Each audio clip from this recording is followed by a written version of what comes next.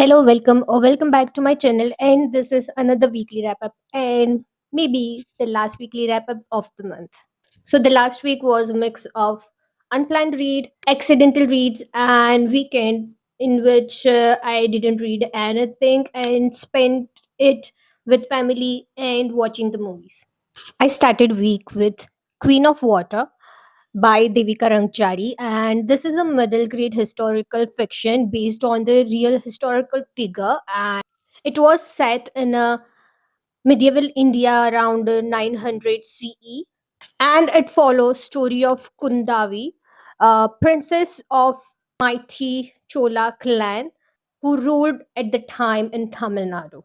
First half of the story is all about Kundavi's background and introduction of all the characters, her family, and how she was smart and brilliant and very curious, wanting to learn everything her brothers learned, from politics and diplomacy to physical training like swimming, along with all the princess duties she has to follow. But what I loved most about her is how she carved her own path and refused to marry for a political advantage and became the advisor of not just one but two mighty kings of the era. Really enjoyed learning more about Chola dynasty and how Kundavi helped in strengthening the stronghold of Chola empire even after the tragedy strikes her family. Best part about the book is all the historical facts in the author's note given in the end of the book, and also pronunciation guide that kind of surprised me because after reading the whole story I realized that I was pronouncing Chola wrongly. It is not said Chola, but it is pronounced Shoza. That was really interesting. So if you enjoy learning a new part of Indian history and you don't mind slow build up in the beginning of the story, this is for you. Next, I started the Holiday Fakers. It's a second book in the Hideaway Harbor series. It's a holiday romance series, by the way. And this follows fake dating trope between Brody King, who is a famous, or let's just say infamous actor. He's been in the media.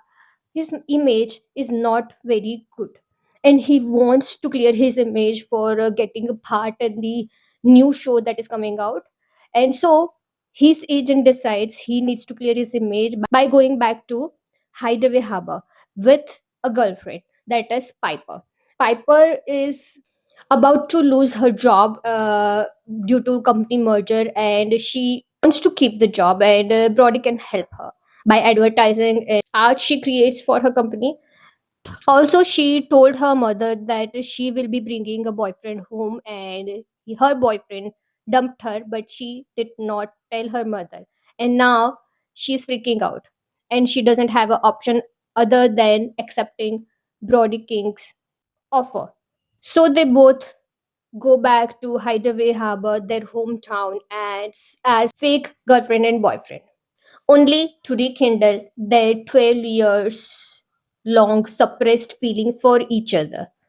Well, writing was really good in this, but let's just say this was not my favorite, like as favorite as previous book in the series, because of female main character. I just didn't like Piper and her lack of confidence and her overthinking or overreaction related to all the fake dating relationship going on. And even though she knew what she was getting into, she kind of had a high hope, and then went into that uncertainty of what will happen after this and all that. So it just didn't keep me invested in the story.